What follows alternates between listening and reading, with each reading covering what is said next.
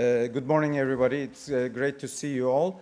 So today I'm going to talk about committing to grow, privatization and firm dynamics in East Germany, and this is joint work with Harun Alp from Federal Reserve Board, Andre Diegmann and Nicolas Serrano Velarde. So maintaining high employment is often the primary goal of industrial policy, and these days again we are in a phase of talking very heavily about industrial policy. And a common practice when it comes to, part of the industrial policy is also to privatize firms. And one of the common practice during privatization is to impose some employment targets.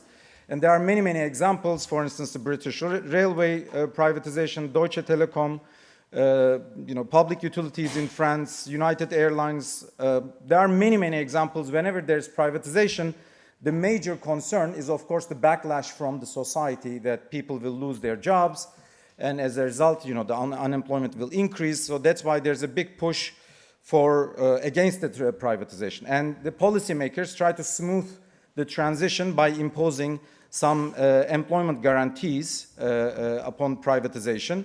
And these are extremely common. Indeed, around every privatization, you just keep hearing the same type of arguments. It's very, very popular, but unfortunately, it's an understudied issue in the sense that what is the impact of these employment targets that are being imposed on firms? It's not very well studied, partly because of the lack of systematic data on all these privatization episodes and what happens afterwards. And we will break that barrier by utilizing a brand new data. So the big picture research question that we are posing is, what are the impacts of employment guarantees in the form of labor commitments on productivity and firm dynamics? So that's the big picture question that we are asking. And we are going to utilize a very nice new large-scale micro data that will allow us to do very deep dive analysis. And this is a brand new data on the privatization of 12,000 East German firms right after the wall came down.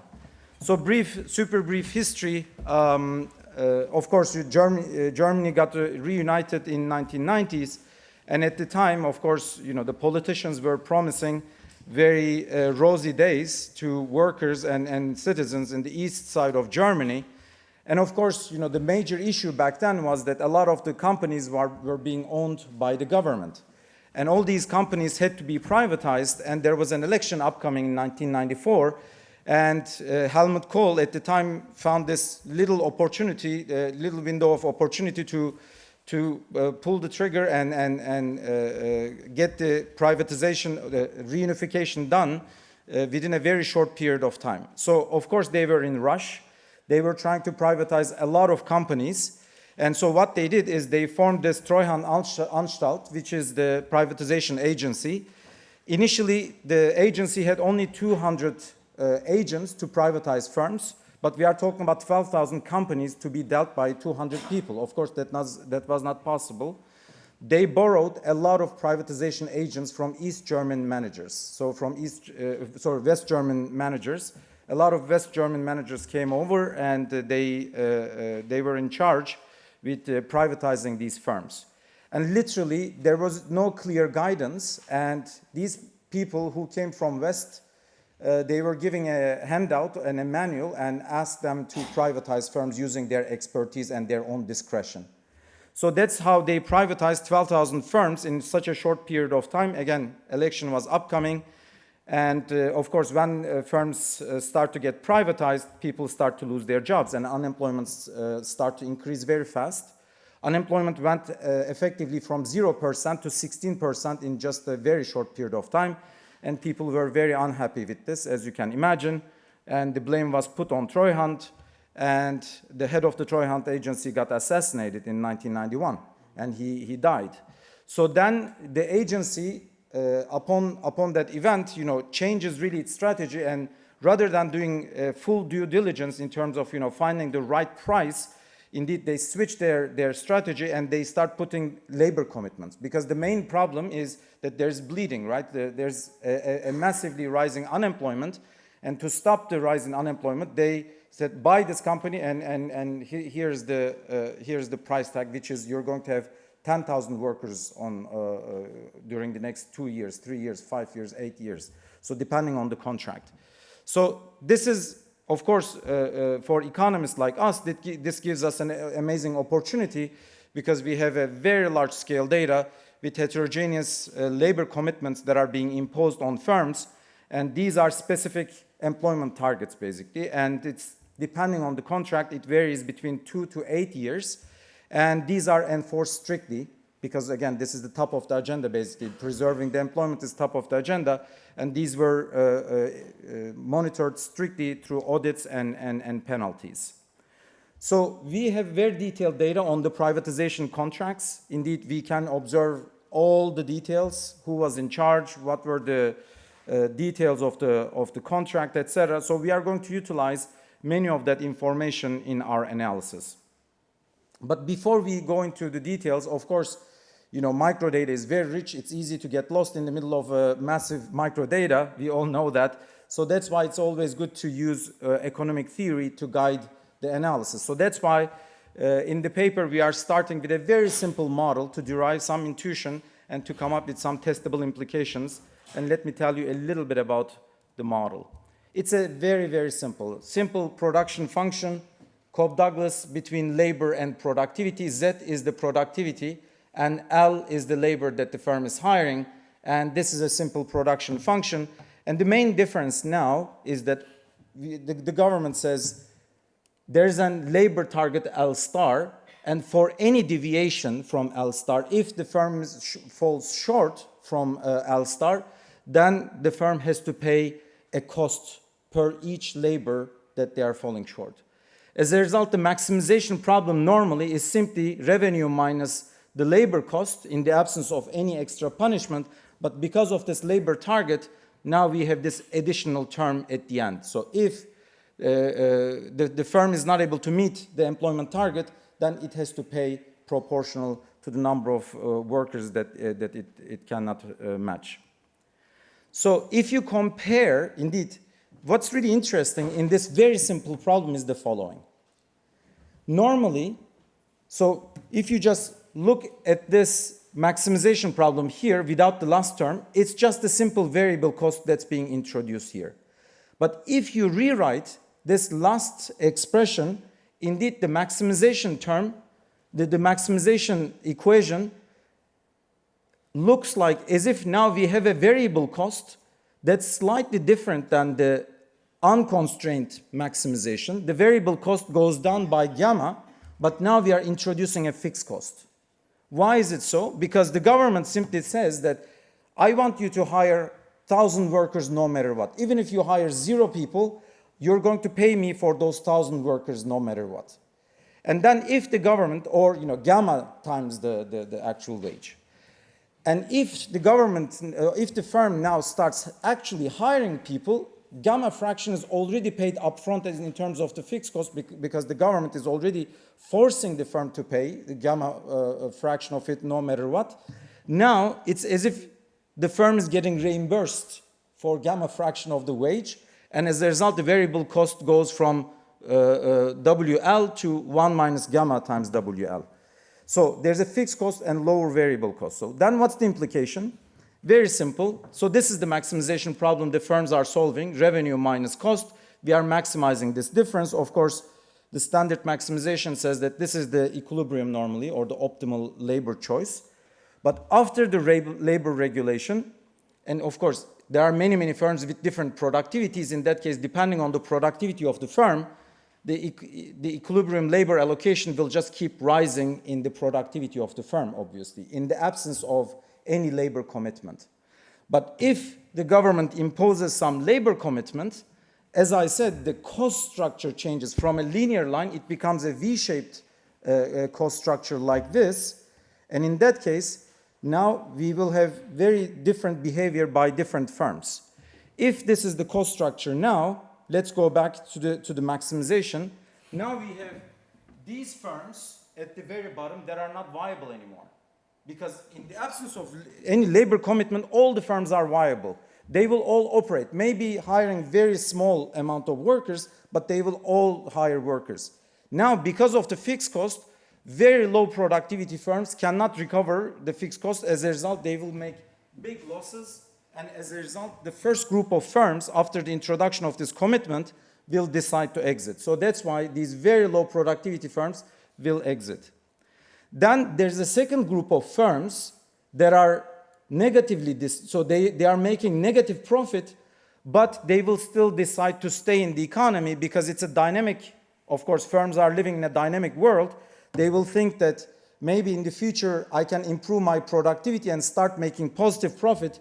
Maybe in the future, from having this shape production function, I can jump to this production function or this production function. So that's why, in a dynamic sense, maybe in the short run, I can afford making some negative losses, but I will recover it. So that's why the second group of firms, they will still make negative profit, but they will stay around.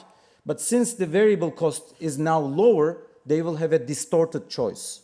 Okay? So rather than hiring here, since it's cheaper now on the margin, they will hire more workers. Then we have the third group. Now these firms are also distorted, but they are making positive profit. The fourth group of firms, now they are willing to increase their labor, but their optimal, new optimal, according to this lower variable cost, their optimal is to the right of the labor commitment. But when you go to the right, now the cost is steeper. Right? Because of the V shape, now it's a corner solution effectively, and these firms start to bunch. And then the very productive ones are totally undistorted. Now, as you can see, even though this used to be the undistorted choices, now we have this distorted shape here. And as a result, the first impact of this policy is it's pushing some very unproductive firms out, and other firms are being pushed up. So up or out type of effect, and that's what we call the polarization effect. This is what happens on the static margin. And if we look at the profit, without any labor regulation, this is the profit line, a straight line. Once you introduce the labor commitment, the profit function takes this shape. Since they are paying the fixed cost, now there are some firms that are very unproductive. They will have to make negative losses. But then as their productivity increases, their profit goes back to this straight line. Why am I emphasizing the shape of the profit? Because when it comes to the dynamics and when it comes to the R&D choice, of course, the shape of the profit function determines the shape of the value function, which itself determines the incentive to innovate.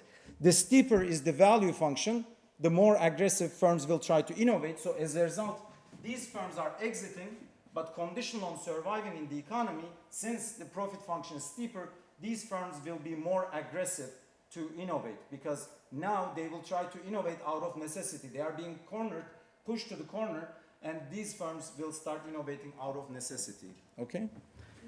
Ufuk, I think it's only 5 minutes, but I'm 5 minutes. Okay. Okay. Sounds good. So of course, when it comes to the dynamics, we need to solve for the value function here, and the value function will predict that when you take the dynamics into account, those firms conditional on survival will now try to improve their productivity more. So what are the predictions coming from this model? First, employment, these labor commitments are generating the polarization effect.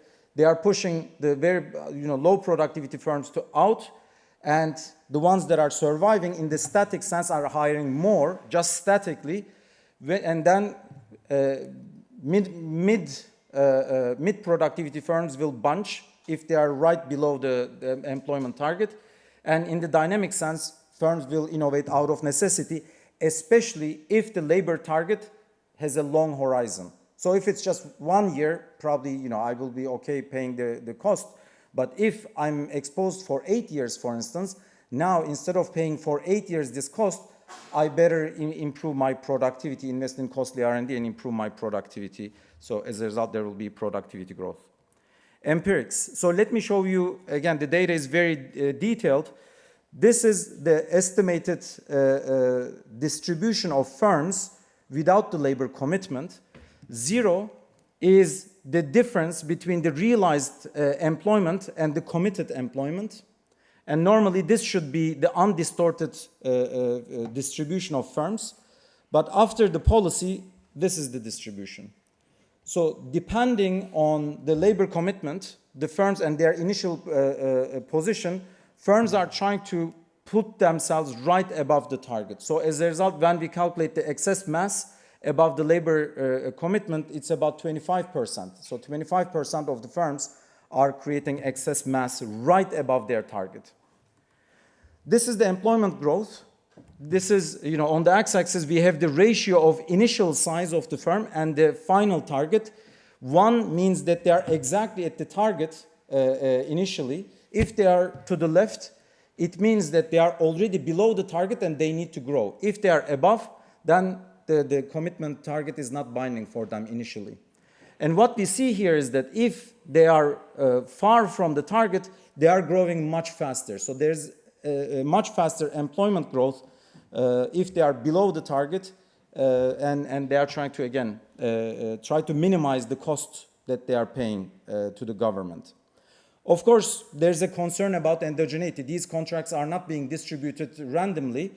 You will impose a binding contract, especially if you know or if you anticipate that the firm is going to shrink.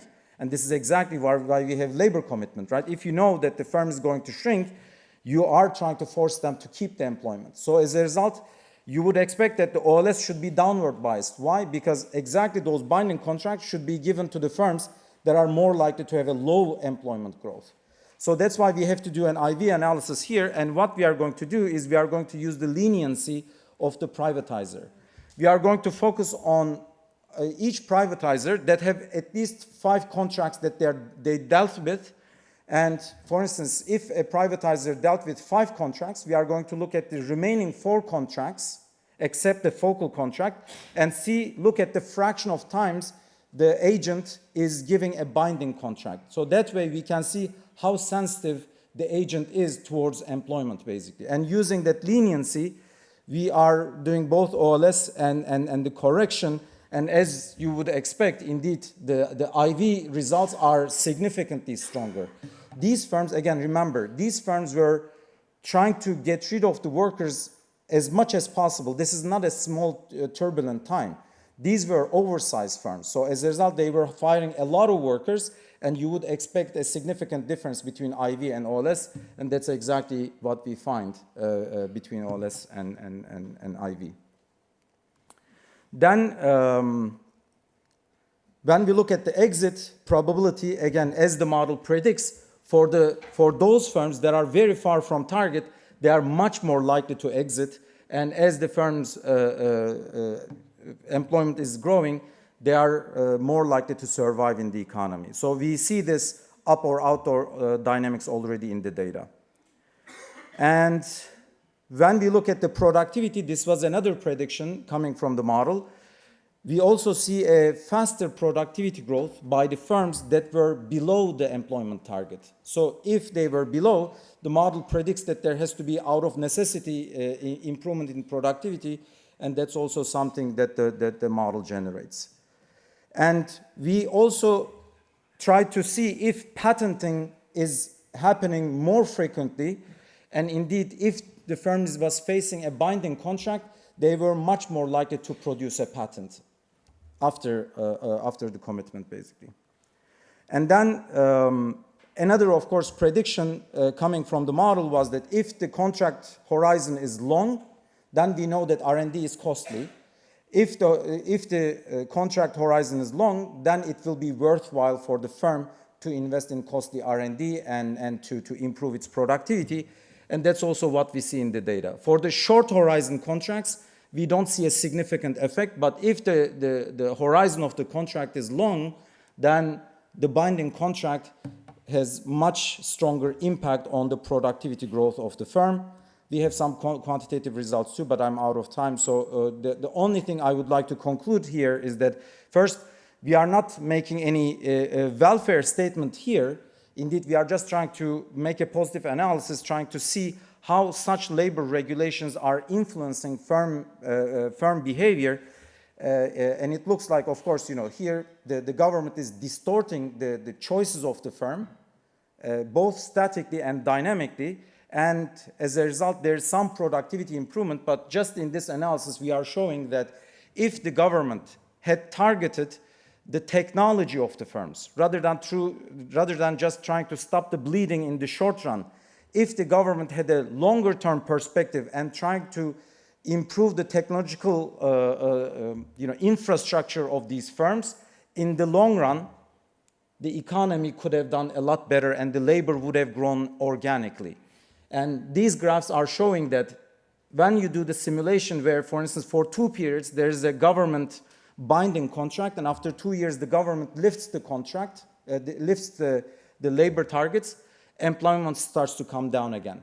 Because the firms didn't improve their productivity as much, but if the government had targeted East Germany's firms' technology directly, maybe in the short run, labor wouldn't have recovered very quickly, but in the long run, the economy would have done significantly better. Indeed, today, when we compare East Germany to West Germany, the productivity gap is still 20%. So 20% lower productivity in East than West. So let me stop here. So thank you very much. Okay, this is a pleasure to discuss this paper. I get to talk later, so I'll say some things about Zvi when I have a little bit more of a budget. So on this paper, very nice paper, I rationally knew that Ufuk would do a great job presenting and have beautiful graphics, so I'll have just mostly words. He was really clear on what they find. Let me just add to what he was saying, that the annual rates of these are the IV estimates, that's why I have stricter, so a stricter privatization, I guess, agent, I don't know what to call them exactly, is associated with 25% higher annual employment growth for several years, and 10% higher productivity growth for several years, and about a 1% higher exit rate. And the paper has a model, as you saw, that has that happen endogenously.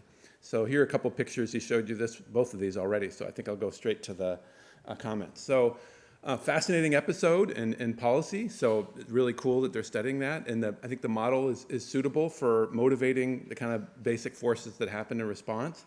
Impressive, like in much of Ufuk's work, impressive marshaling of several sources of data so that you can really see what happened and understand mechanisms. Of course, great to have this leniency instrument so that you don't have to rely completely on the OLS. And the facts comport very well with the model. Again, the model is designed maybe to explain that, but still it's not always easy to do, so I appreciated that for sure. So comments, as he mentioned IV versus OLS, I'm going to comment about that, a little about dynamic misallocation, a potential thing to add on relative wages, and a topic about enforceability. Okay, so IV versus OLS. Maybe this is just a macro phenomenon, but it always seems like the IV coefficients are bigger than the OLS. And I remember somebody posting on Twitter, why is this? What should I do? And I reply, I almost never post anything on Twitter, but I replied that maybe there's measurement error in the independent variable. So when you instrument that, that'll cause it. And I thought that was like the standard explanation. And Jeff Woolridge, prominent person, posts, that's the last scoundrel, last refuge of scoundrels. That's a bad motivation. I was like, oh. Fortunately, here, Ufuk has a plausible story for why OLS is downward biased, which is that they're trying to protect these jobs. They see the firm shrinking, and so they say, we got to put some targets to keep them from shrinking, to make sure that they either don't lay them off or maybe rehire them. They're trying, if you think of the motivation of the policy, it's precisely to avoid all this disruption. So here was a really good explanation for it. I want to add, though, that means if this firm was not just below the target, but was heading farther below the target, then that's going to generate more misallocation, more static misallocation to force them not only to not be below the target, but not fall farther below the target if that's what they wanted to do. So the paper could do more without too much effort of like calculating the static misallocation generated by this policy. It's a decision problem that they're modeling. There's no general equilibrium. That's fine. The paper does a ton. I don't think it needs to do that. But it could make the assumption that, it's not an assumption, just say of the labor that's used in the industry, what's the TFP versus if you reallocated that across those exact same total employment across those firms to equate the static marginal product. My guess is it's a couple percent, but I don't know. That would be an easy thing to calculate. Another side comment to that is that the model very much reminds me of Lucas span of control, not the dynamic part about the productivity investment, but like the Z could be managerial ability as opposed to disembodied productivity. That might be worth a subsection because it might be plausible that they say we need to try to keep from shrinking, maybe we need to be better managers. That would have more of a zero-sum component because then those managers would be bid away from other firms. You wouldn't necessarily have this expansion of productivity. So I think that the difference could matter. Okay, a second comment is about, in modeling this endogenous productivity investment, the paper does reference the static misallocation, but it doesn't really say that this could actually be a bad thing, right? We don't necessarily always want more investment, and imagine there's a fixed amount of output that's going to be devoted to productivity improvements in the industry, then this can be a misallocation of that investment towards firms with worse opportunities, but with a high employment target relative to their actual. So you could calculate that too. So both of these calculations of how much static misallocation is there, how much dynamic misallocation is there, don't require solving for the general equilibrium, worrying about elasticity of labor supply. There's other stuff for, I think, a future paper to do building on this that would, but this paper is great, and I don't think it needs to do this, but a future paper could not only do the general equilibrium with, rigid wages, but also have things like unemployment and effects on inequality. Because one of the motivations of this may be perfectly consistent with a social welfare function where these workers would be laid off and their consumption would plummet. And so, we could provide other social insurance, but this might be an efficient second best alternative to providing payments into unemployment. Okay, so the dynamic misallocation, again, maybe not surprisingly, I'm seeing the paper through the prism of misallocation. So you could misallocate employment at a point in time, but also the R&D investments, and ask how big those effects are on productivity. So this was a side comment that might not be right, but a side comment in the paper is that the wage that's part of the employment target penalty. So if you deviate from the employment target, what's the penalty? Well, it's gamma times the wage. The wage, they say, is the industry average wage. So that introduces another source of heterogeneity, if I interpret it correctly, which is that if I'm above average industry wage, my penalty is smaller. If I'm below average industry wage, my penalty is higher relative to my wage bill. Firms should respond to that. They can see if that's true in the data, and if it's true, that's another source of static misallocation, and maybe dynamic misallocation too. Okay, the last thing is about enforceability. Ufuk said, hey, a better policy might be, just subsidizing productivity, but I just wanted to say, there's a small part of the productivity literature that many people out here must know infinitely better than I do that says, in our models we have R&D and we can subsidize it, but often firms can play games with the accounting. And that could be like this recent paper by Chen Liu, Suarez-Suarez, and Daniel Zhu in the AER modeled how firms shifted from other overhead to R&D in China in response to a big increase in the R&D tax credit. And so they estimated how much of the increase in R&D was real versus just a figment. So I mention that because this policy might be easier to enforce. Employment might be harder to fake, easier to monitor than R&D effort. So you can always game employment, of course. Either you misreport, but again, it might be easier to measure. You're always worried that maybe they'll combine two firms and say, we hit our target, and combine with a firm that didn't have a binding employment target. But a key thing that they mention in this paper is that it applies establishment by establishment. So that seems like this might actually be a better way to encourage productivity increases than R&D subsidies or productivity subsidies. Okay, that's what I had to say. So, Thank you so much. Ufuk, do you want to say a couple of things? Absolutely. Before I get some questions? Pete, thank you so much. I mean, he was very kind to share his slides in advance, so it was definitely very helpful. So first of all, I discussed the paper yesterday, so I mentioned my feelings about not having met Zvi, but one thing that I would like to emphasize is that his emphasis on using data to discipline any economic analysis very much resonated with me, and then also with my students too. And he was, one of course, for someone who is working on innovation, he's been definitely the hero. I wish, I could have had the chance to meet him, but hopefully, this line of work would be also in his spirit, because now, most of the macro innovation related papers are starting from data, with innovation data, with R&D data, and then we are trying to discipline the theory that way. So that's I think something that I want to emphasize. Now, in terms of the comments, Pete, thank you so much. These are right spot on. You're absolutely right that these type of policies will create static misallocation by design because, of course, these firms are massively oversized. They are, a lot of them are unproductive.